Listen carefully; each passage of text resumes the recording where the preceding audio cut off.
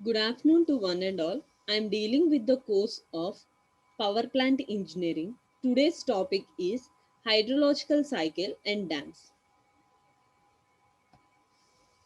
The outline of my presentation is hydrological cycle, terms used in hydrological cycle, and types of dams. In the hydrological cycle,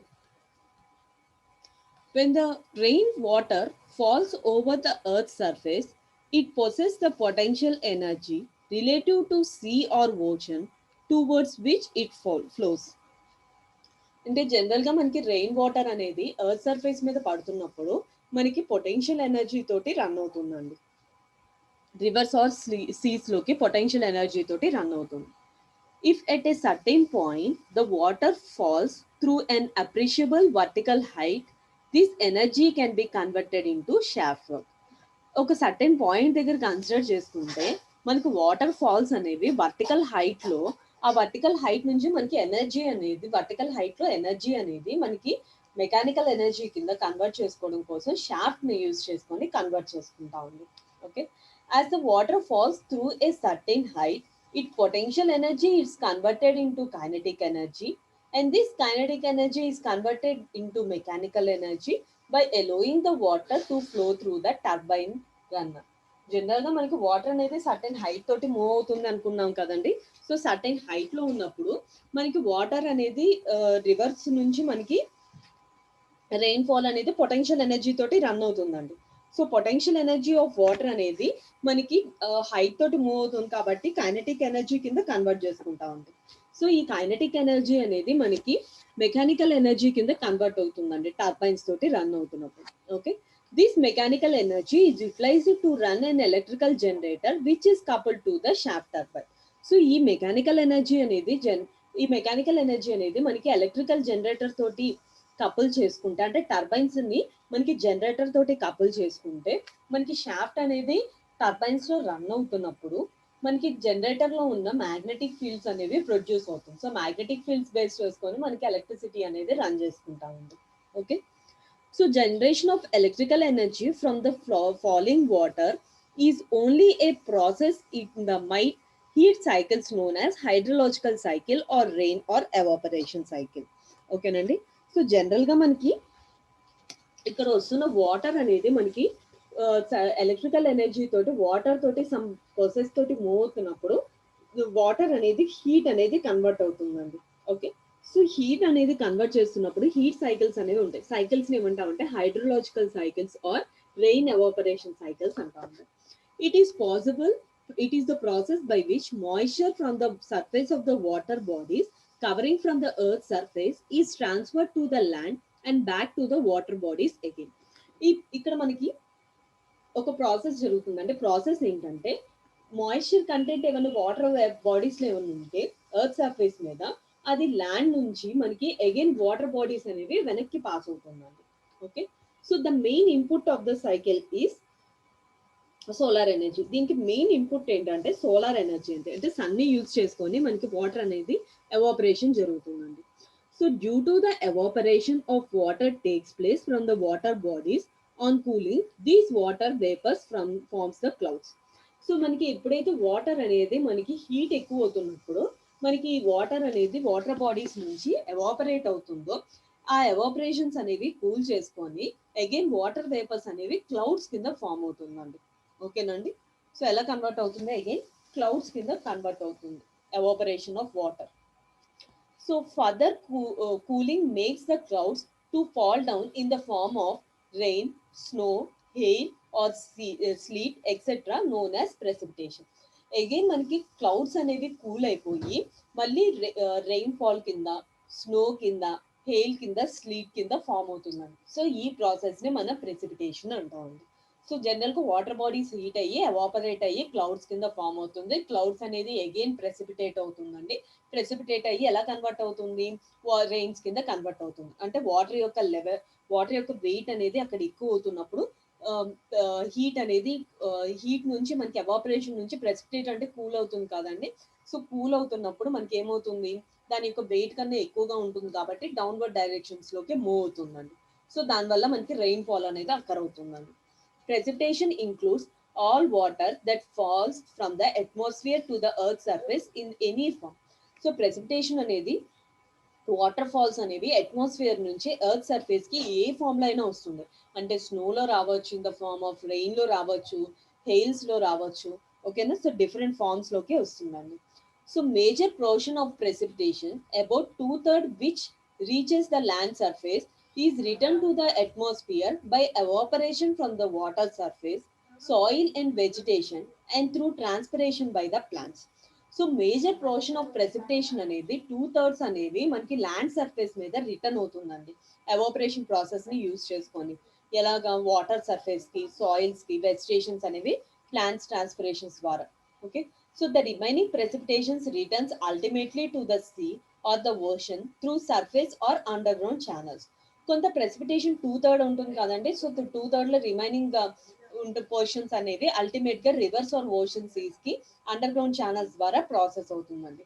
so this completes A cycle. So ఇలాగ cycle అనేది complete అవుతుందండి. The amount of the rainfall which run off Earth's land surface to form streams or rivers is useful for power generation. So ఇలాగే మనకి rainfall అనేది earth surface మీద పడినప్పుడు మనకి potential energy తోటి వస్తుంది అనుకున్నాం కదండి. సో ఈ పొటెన్షియల్ ఎనర్జీస్ అనేవి రివర్స్ ఆఫ్ స్ట్రీమ్స్ లోకి ఫ్లో అవుతున్నప్పుడు మనకి ఆ రివర్స్ ఆఫ్ స్ట్రీమ్స్ లోకి ఫ్లో అవుతున్న వాటర్ ని మనకి ఎలక్ట్రిసిటీ జనరేషన్ కోసం యూజ్ చేస్తాం, డ్యామ్స్ కి కన్స్ట్రక్ట్ చేసుకొని. Okay. Next, the precipitation that falls on hills and mountains in the form of snow melts during warmer weather as run off and coverages to form streams can be used for the evaporation. So precipitations అనేవి hill and mountain areas లో snow కింద warmer regions లో fall అవుతుందండి. So దానివల్ల మనకి streams అనేవి streams కింద form అయ్యి ఆ వాటర్ అనేది అగైన్ మనకి పవర్ జనరేషన్ కోసం యూజ్ చేసుకుంటామండి. ఓకేనా? సో హైడ్రోలాజికల్ సైకిల్ మనం ఇప్పుడు అబ్జర్వ్ చేస్తే మనకి రివర్స్ ఆఫ్ ఓషన్స్ నుంచి వాటర్ అనేది హీట్ ఎక్కువ అవుతున్నప్పుడు ఎవాపరేట్ అవుతుందండి. So evaporation from the ocean అండి. సో ఎవాపరేట్ అయిపోయి మనకి ఎలా కన్వర్ట్ అవుతుంది? In the form of vapour కింద కన్వర్ట్ అవుతుంది. వేపర్ ని అగైన్ మనకి ఇంకా హీట్ చేసుకుంటే మనకి క్లౌడ్స్ కింద ఫామ్ అవుతుందండి. సో క్లౌడ్స్ లో మనకి దాన్ని కూల్ చేసుకుంటాం కదండి. సో వెదర్ చేంజ్ అవుతున్నప్పుడు కూల్నెస్ వస్తుంది. సో కూల్నెస్ వచ్చినప్పుడు ఆ వేపర్ కాస్త ఫేజ్ అనేది చేంజ్ అయ్యి లిక్విడ్ కింద కన్వర్ట్ అవుతుంది. ఆ లిక్విడ్ డ్రాప్లెట్స్ ని మనం రెయిన్ అంటామండి. అగైన్ అలా మనకి కన్వర్షన్ ప్రాసెస్ లో మనకి some of the solid particles కానీ ఉంటే దాన్ని మనం స్నో అని చెప్పేసి రిప్రజెంట్ చేస్తామండి. సో ఇలా మనకి రెయిన్ ఆర్ వాటర్ అనేది ప్రెసిపిటేషన్ లో in the form of snow, rain or hail forms లోకి మనకి డౌన్వర్డ్ డైరెక్షన్స్ లోకి మూవ్ అవుతుంది, అంటే ఎర్త్ సర్ఫేస్ మీదకి వస్తుందండి. సో ఇక్కడ మనకి ప్రెసిపిటేషన్ అనేది 2/3 యూస్ చేసుకుంటాం కదండి. అగైన్ 1/3 వచ్చేటప్పటికి అగైన్ మనకి ఎవాపరేట్ జరిగి మళ్ళీ మనకి వేపర్ కింద కన్వర్ట్ అవుతుందండి. అగైన్ మనకి సీస్ నుంచి, లేక్స్ నుంచి, రివర్స్ నుంచి అగైన్ మనకి ఎవాపరేషన్ అనేది జరుగుతుంది. ఓకే. సో ఇక్కడ మనకి అబ్జర్వ్ చేస్తే మనకి ప్లాంట్స్ ఆర్ రివర్స్ ప్లాంట్స్ దగ్గర నుంచి కూడా మనకి ప్లాంట్స్ కి వాటర్ అనేది లేక్స్ నుంచి వచ్చి మనకి ఇరిగేషన్ పర్పస్ కోసం యూస్ చేసుకుంటామండి. సో ఇలా ప్రాసెస్ అనేది అగైన్ కంటిన్యూషన్ సైకిల్ అవుతుంది. So evaporation from the sea vapour కింద కన్వర్ట్ అయ్యి vapour clouds, clouds precipitation, again precipitation నుంచి వచ్చిన వాటర్ ని రివర్స్ ఆర్ లేక్స్ అగైన్ మనకి ఓషన్స్ కింద కన్వర్ట్ అవుతుంది. సో ఇలా ప్రాసెస్ అనేది మనకి కంటిన్యూషన్ సైకిల్ అనేది. సో దీన్ని మనం ఈ సైకిల్ ని మనం హైడ్రోలాజికల్ సైకిల్ అని రిప్రజెంట్ చేస్తాం. So next, flow measurements. అంటే జనరల్ గా మనకి ఫ్లో వస్తుంది అనుకున్నాం కదండి. సో ఈ ఫ్లోని మెజర్ చేసుకోవడానికి మనకి డిఫరెంట్ మెథడ్స్ ఉన్నాయి, డిఫరెంట్ వాటి మీద డిపెండ్ అవుతుందండి. సో దాంట్లో ఫస్ట్ వన్ వచ్చేటప్పటికి మనకి nature of precipitation. Short hard showers May produce relatively little run of rains lasting a longer time resulting in larger runoff. The soil tends to become saturated and the rate of seepage decreases. So ఇప్పుడు మనకి short కానీ hardness of showers అని కానీ little run of లో ఉన్నప్పుడు run off అనేది longer time అనేది run of అవుతుందండి. సో దానివల్ల సాయిల్స్ అనేవి మనకి సాచురేటెడ్ కండిషన్స్ లో ఉండి సీపేజ్ అనేది రెడ్యూస్ అవుతుందండి. Also the humid atmosphere lowest evaporation resulting in increased run off. So మనకి హ్యూమిడిటీ ఆఫ్ అట్మాస్ఫియర్ కూడా ఎవాపరేషన్ కన్నా లోయర్ గా ఉండడం వల్ల మనకి రన్ ఆఫ్ అనేది ఇంక్రీజ్ అవుతుందండి. ఓకే. నెక్స్ట్ చూడండి, next dependence, topography of catchment area. Steep impervious areas will produce large percentage of total runoff. The water will flow quickly and absorption and evaporation losses will be small. మనకి steep and ఇంప్రీవియస్ areas అనేవి total run off అనేది మనకి percentage increase చేస్తుందండి. So దీనివల్ల water అనేది చాలా క్విక్గా flow అవుతుందండి. అబ్జార్ప్షన్ అండ్ ఎవాపరేషన్ లాసెస్ కూడా దీనివల్ల చాలా స్మాల్గా ఉంటుందండి, టోపోగ్రఫికల్ ఆర్ క్యాచ్మెంట్ ఏరియాస్ అనేవి యూజ్ చేయడం వల్ల. Next one is geography of area. The run off is very much affected by different types of the soils, sub soils and rocks etcetera. Run off అనేది మెయిన్గా soils మీద depend అవుతుందండి. సాయిల్స్లో కూడా మనకి different types of soils, sub soils, again మనకి rocks consider చేసుకుంటే rocks లో డిఫరెంట్ టైప్స్ ఆఫ్ రాక్స్ ని కన్సిడర్ చేసుకుంటాం కదండి. సో ఈ రాక్స్ మీద డిపెండ్ అయి ఉంటుందండి. Okay, Rocky areas will give more run of while previous soil and subsoil and soft and Sandy area will give lesser run off. So Rocky areas దగ్గర మనకి run off అనేది previous soil తో compare చేసుకుంటే more గా ఉంటుందండి. అదే sub soils ని consider చేసుకున్న, శాండీ ఏరియాస్ ని కన్సిడర్ చేసుకున్న రన్ ఆఫ్ అనేది, వాటర్ రన్ ఆఫ్ అనేది చాలా లెస్ గా ఉంటుందండి. ఓకేనండి. So this is about the geographical area.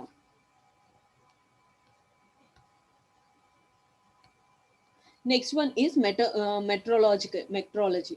Evaporation varies with temperature, wind velocity and relative humidity. So మెయిన్గా మనకి ఇక్కడ ఎవాపరేషన్ అనేది మెయిన్గా దేని మీద డిపెండ్ అవుతుంది? హై టెంపరేచర్స్, సో టెంపరేచర్స్ మీద, wind velocity and relative humidity మీద అండి. ఓకేనా. సో ఈ 3 పారామీటర్స్ మీద ఎవాపరేషన్ అనేది డిపెండ్ అవుతుంది. Run off increases with low temperature, low wind velocity and high relative humidity. Okay, so run off అనేది ఎప్పుడు ఇంక్రీజ్ అవుతుందండి? Low temperature, low wind areas, okay, and high relative humidity ఉన్నప్పుడు. Okay, so run off ఎప్పుడు మనకి reduce అవుతుంది? ఎప్పుడు reduce అవుతుందండి? High temperature, so temperature హైగా ఉన్నప్పుడు, అండ్ హై విండ్ వెలాసిటీ హైగా ఉన్నప్పుడు, అండ్ లోయర్ రిలేటివ్ హ్యూమిడిటీ ఉన్నప్పుడు మనకి రన్ ఆఫ్ అనేది డిక్రీజ్ అవుతుందండి. ఓకేనా. So this is about the meteorology అండి. Okay.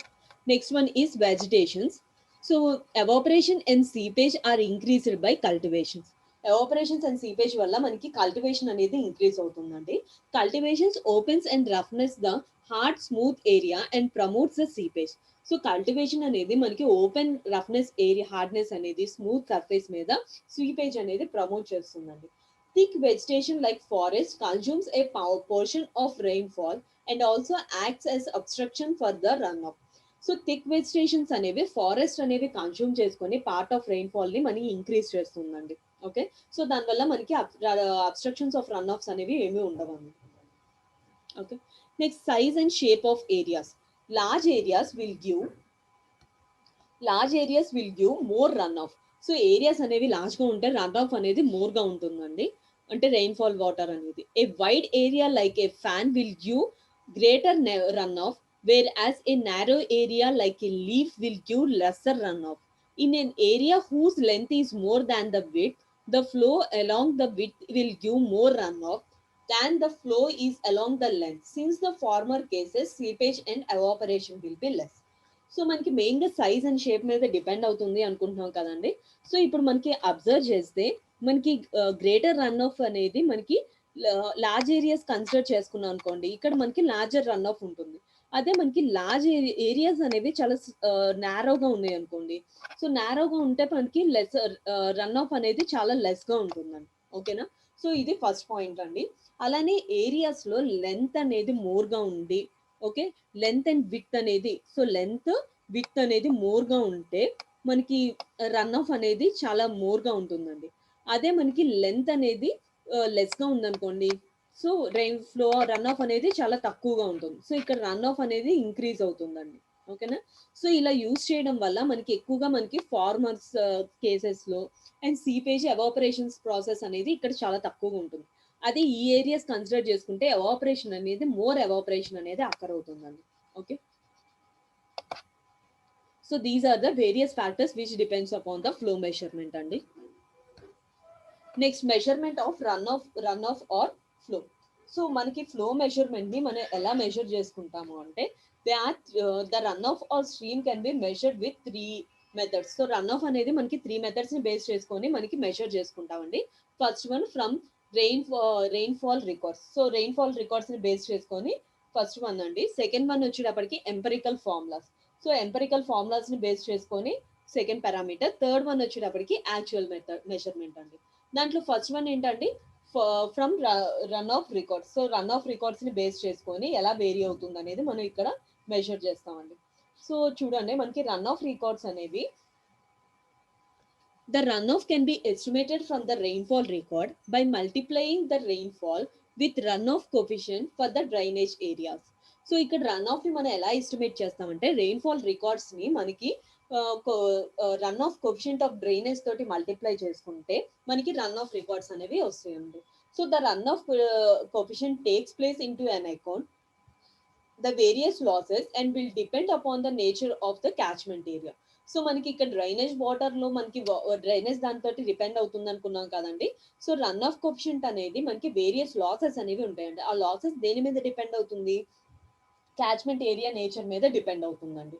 సో మనకి ఎలా క్యాలిక్యులేట్ చేసుకుంటాం రన్ ఆఫ్ అనేది? Run off is equal to rainfall into run of coefficient.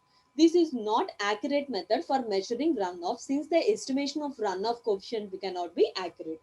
So మనకి ఇక్కడ వచ్చిన రన్ ఆఫ్ అనేది యాక్యురేట్ మెథడ్ కాదండి. ఎందుకంటే రన్ ఆఫ్ అనే రెయిన్ఫాల్ అనేది మనకి హై రెయిన్ఫాల్ ఒక్కోసారి హైగా ఉంటుంది, మీడియంగా ఉంటుంది, అలానే లో రెయిన్ఫాల్ ఉంటుంది. అలానే మనకి డ్రైనేజ్ ఏరియాస్ అనేవి మనకి vary season to seasons, year to year base చేసుకుంటే మనకి వేరీ అవుతూ ఉంటాయండి. సో అందుకని మనకి రన్ ఆఫ్ కోఎఫిషియెంట్స్ అనేవి మనకి సేమ్ గా ఉండవండి, వేరీ అవుతూ ఉంటాయి. Next one is the empirical formula. Empirical relations to determine the stream flow relate only a particular site and cannot be relied upon the general use. So general గా మనకి use చేస్తున్న empirical relations base చేసుకొని మనకి particular side ని base చేసుకొని use చేసుకుంటామండి, formulas base చేసుకొని. And third measurement for the run off is actual measurement. So direct measurement by stream gauging at a given site for a longer period is only the previous method of evaluating of stream flow. So direct measurement of stream gauges ని use చేసుకొని మనకి long period అనేది correct measurement అనేది వస్తుందండి. So the flow is measured by selecting channel of fixed cross section and measuring the water velocity at regular intervals at enough points in the cross section of different water levels. So ఇక్కడ మనకి flow measurement అనేది ఎలా select చేసుకుంటాము అంటే fixed cross section areas consider చేసుకొని ఆ fixed cross section areas లో water velocity అనేది రెగ్యులర్ ఇంటర్వెల్స్ ఆఫ్ టైం తోటి ఎంత ఫ్లో అవుతుంది అనేది పర్టికులర్ పాయింట్స్ దగ్గర డిఫరెంట్ వాటర్ లెవెల్స్ దగ్గర మనకి చెక్ చేసుకుంటామండి. The velocity of the water can be measured with the help of current meter or float methods. So మనకి వాటర్ యొక్క వెలాసిటీని మనం ఎలా మెజర్ చేసుకుంటామండి? బై 2 మెథడ్స్ అండి. So current meter or float meter మనం యూజ్ చేసుకొని మెజర్ చేసుకుంటాం. By integrating the velocities over the cross section for each stage the total flow for each stage can be determined. So మనకి velocities of flows ని మన cross section areas లో ఒక్కొక్క stage దగ్గర ఒక్కొక్క పాయింట్ దగ్గర కన్సిడర్ చేసుకుంటే మనకి యాక్చువల్ మెజర్మెంట్ అనేది వస్తుందండి. Okay, so these are the 3 different methods for measurement of the run off or flow అండి. Next one is hydrological terms. అంటే మనకి ఆల్రెడీ హైడ్రోలాజికల్ సైకిల్ చూసాం కదండి. హైడ్రోలాజికల్ సైకిల్స్ లో మనం యూజ్ చేస్తున్న టర్మ్స్ ఏమేంటి అనేది చూస్తామండి. First term is the precipitation.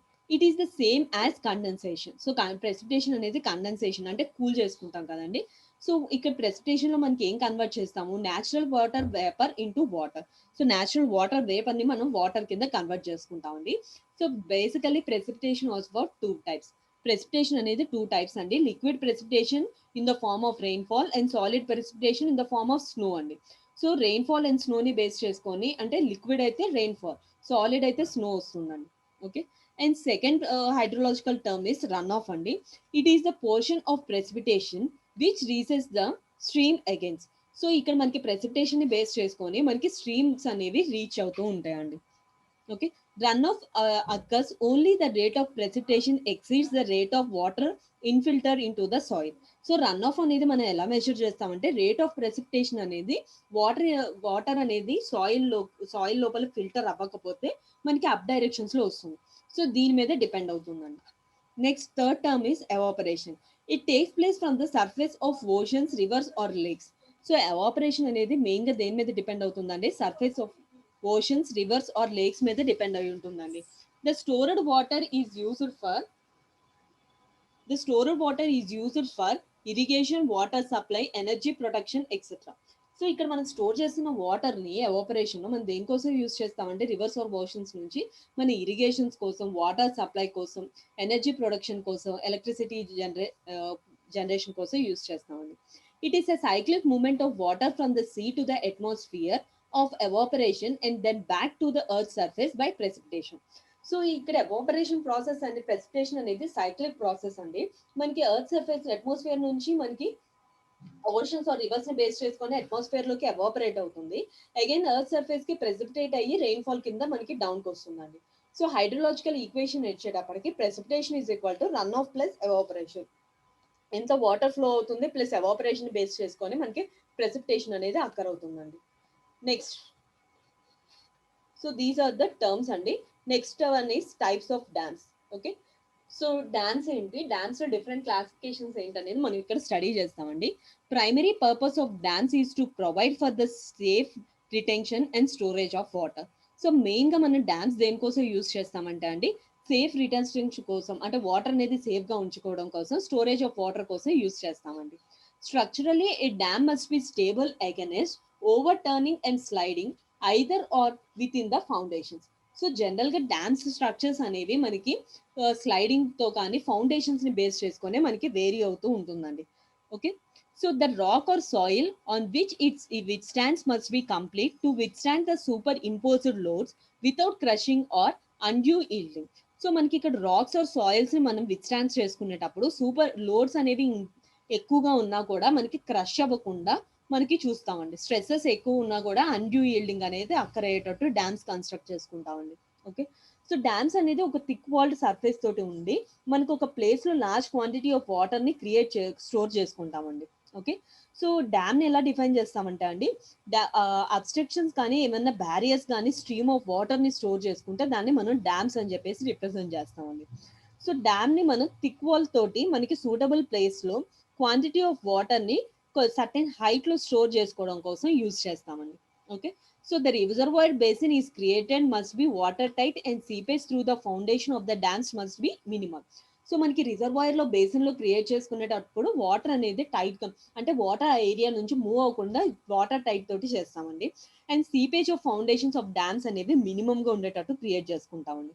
ఓకేనా, next different classifications of dams వచ్చేటప్పటికి మనకి డిఫరెంట్ క్లాసిఫికేషన్స్ వచ్చేటప్పటికి స్టోరేజ్, డైవర్షన్, డిటెన్షన్స్ అండి.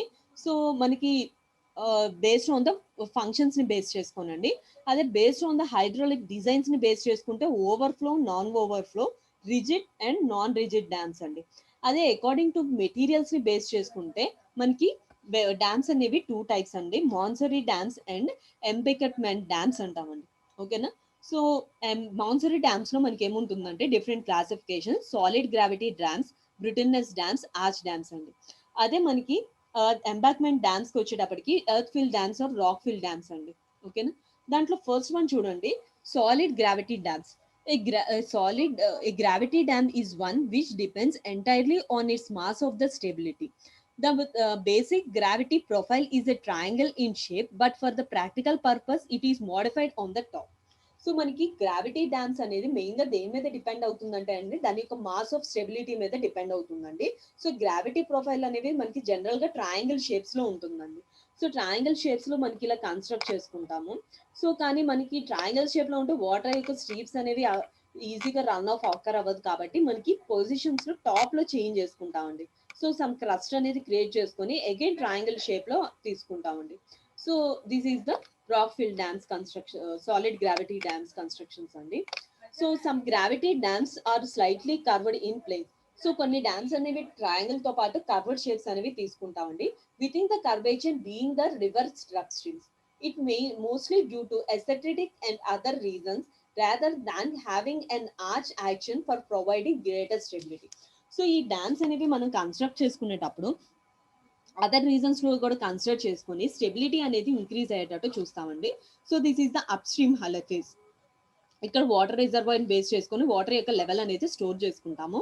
సో డ్యామ్స్ అనేది మినిమం లెవెల్ మెయింటైన్ చేసుకోవాలి కదండి. So hydraulic height of up streams అనేవి ఈ హైట్ తోటి మెయింటైన్ చేసుకుంటామండి. డౌన్ స్ట్రీమ్స్ దగ్గర అప్ స్ట్రీమ్స్ దగ్గర హైట్ వచ్చేటప్పటికి ఇక టాప్ లో వస్తుందండి. డౌన్ స్ట్రీమ్స్ దగ్గర హైట్ వచ్చేటప్పటికి ఈ ఏరియాలో కన్సిడర్ చేస్తామండి. దిస్ ఇస్ డౌన్ స్ట్రీమ్ అండి.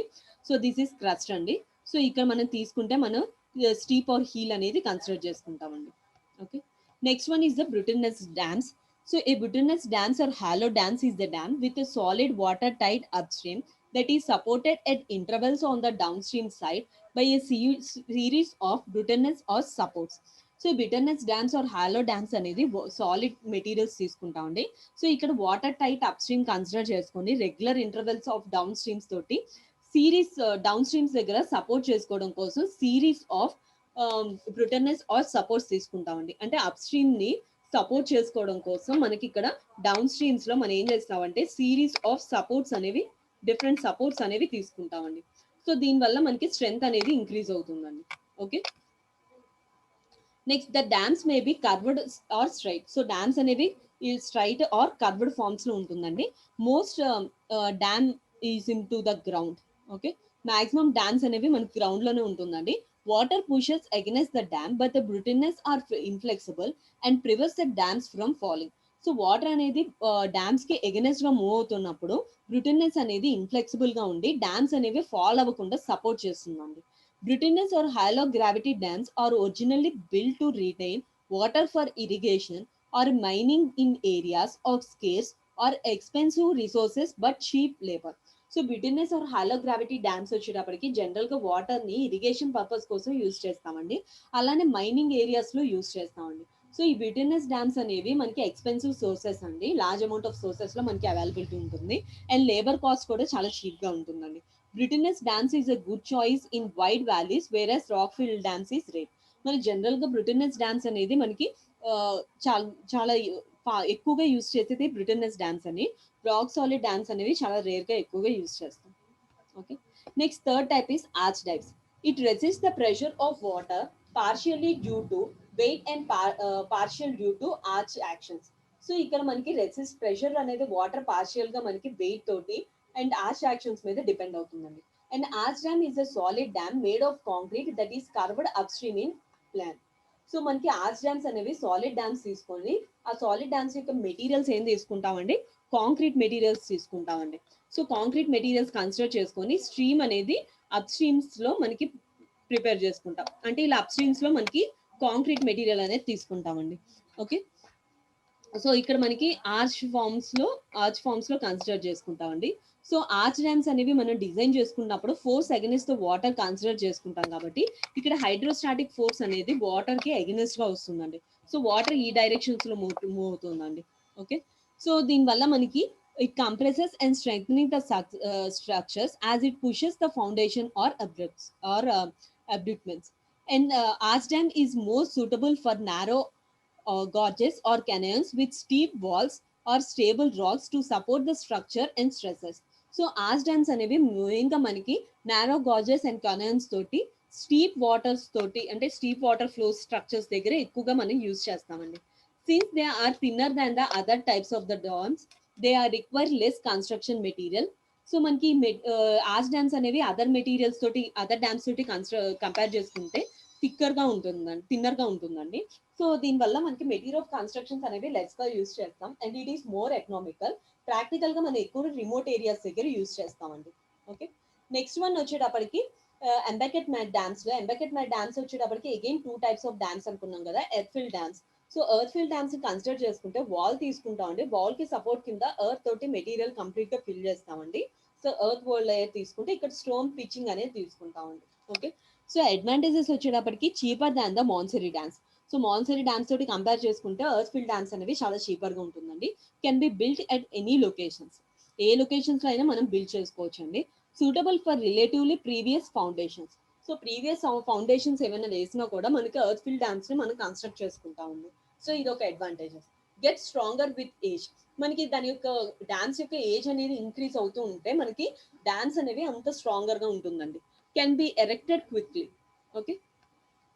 Next disadvantage is requires more maintenance. So మనకి మెయింటెనెన్స్ అనేది చాలా మోర్గా కావాలి, ఎందుకంటే రాక్స్ అనేది ఎప్పటికప్పుడు మనం ఫిల్ చేసుకుంటాం కాబట్టి. Supplement spillways is required. So along with earth fill dams మనకి స్పిల్ వేస్ కూడా ఇంపార్టెంట్ అండి. So fail suddenly without any warning. So sudden గా మనకి రాక్ ఫిల్ డాన్స్ అనేవి ఎర్త్ ఫిల్ డాన్స్ అనేవి ఫెయిల్ అవుతాయండి వార్న్ ఇవ్వకుండా, అంటే వాటర్ ఫ్లో అనేది ఎక్కువగా ఉన్నప్పుడు. So it is subjected to erosion and flood damage. So ఏమైనా సాయిల్ ఎరోజన్ అయినా ఫ్లడ్ డ్యామేజ్ అవుతున్నా కూడా దీనికి ఇక్కడ మనకి వేరియేషన్స్ అనేవి అక్కర్ అవుతుందండి. Okay. So next limited in height. కొంత హైట్ లోనే మనకి కన్స్ట్రక్షన్స్ అనేవి ఉంటాయండి. అగైన్ ఎర్త్ ఫిల్ డ్యామ్స్ వచ్చేటప్పటికి 3 టైప్స్ ఆఫ్ డ్యామ్స్ అండి. Homogeneous embankment dams, zoned, diaphragm. ఓకేనండి. These are the various classifications, sub classifications of the earth and dams అండి. Okay. Next one is the rockfill dams. These dams are eventually constructed in mountainous regions where rocks is rather than earth is available. So మనకి ఈ dams వచ్చేటప్పటికి ఎక్కువగా మనం mountains ని use చేస్తామండి. Earth available అనేది ఉన్నప్పుడు, రాక్స్ అనేది మోర్ దాన్ ఎర్త్ లో అవైలబిలిటీలో ఉన్నప్పుడు ఈ టైప్ ఆఫ్ డ్యామ్స్ అనేది యూజ్ చేసుకుంటామండి. So rock fill dams consist of loose rock fills. So ఇక్కడ మనం ఏం యూజ్ చేసుకుంటామండి, రాక్స్ అనేవి చాలా లూజ్ గా కన్సిడర్ చేసుకుంటామండి. ఓకే. సో రివర్ బెడ్స్ దగ్గర లూజ్ గా కన్స్ట్రక్ట్ చేసుకుంటాం. And upstream dry rubble cushions of lapid laid up stone bonding into the dumped rocks. ఓకేనండి. సో ఇక్కడ మనకి రాక్ ఫిల్ డ్యామ్స్ అనేవి ఎనీ వైబ్రేషన్స్ అనేవి అక్కర్ అవుతున్నా కూడా వైబ్రేషన్స్ ని రెసిస్ట్ చేసుకునేటట్టు ఉంటుందండి. సో రాక్ ఫిల్ డ్యామ్స్ యొక్క క్యారెక్టరిస్టిక్స్ వచ్చేటప్పటికి డ్యామ్స్ ని ఎర్త్ అండ్ డ్యామ్స్ కన్నా గ్రావిటీ అనేది ఇక్కడ ఎక్కువగా ఉంటుందండి. అండ్ స్టీపర్ స్లోప్స్ అనేది రాక్ ఫిల్ డ్యామ్స్ అనేది ఎక్కువగా ఉంటుంది. ఓకే. సో బేస్ విడ్త్ అనేది చాలా లెస్ గా ఉండి స్టీపర్స్ అనేవి ఎక్కువగా ఉంటుందండి. రాక్ ఫిల్ డ్యామ్స్ అనేవి జనరల్ గా చాలా చీపర్ అండ్ కాంక్రీట్ డ్యామ్స్ తోటి ప్రిపేర్ చేసుకుంటామండి, కాంక్రీట్ మెటీరియల్స్ తోటి. Size of loose and rocks అనేది స్టోన్ టు స్టోన్ అనేది వేరీ అవుతుందండి. డ్యామ్స్ అనేవి మనకి లార్జ్ సెటిల్మెంట్స్ లో ఎక్కువగా యూజ్ చేస్తామండి. ఓకే.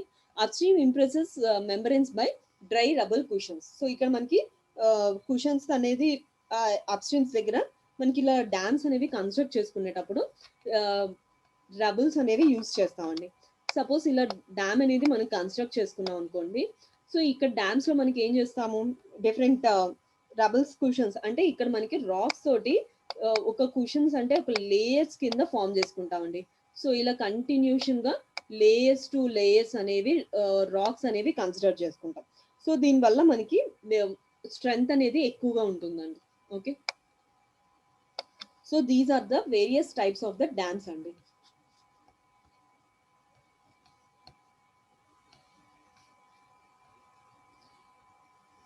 డౌట్స్ ఏమైనా ఉన్నాయమ్మా?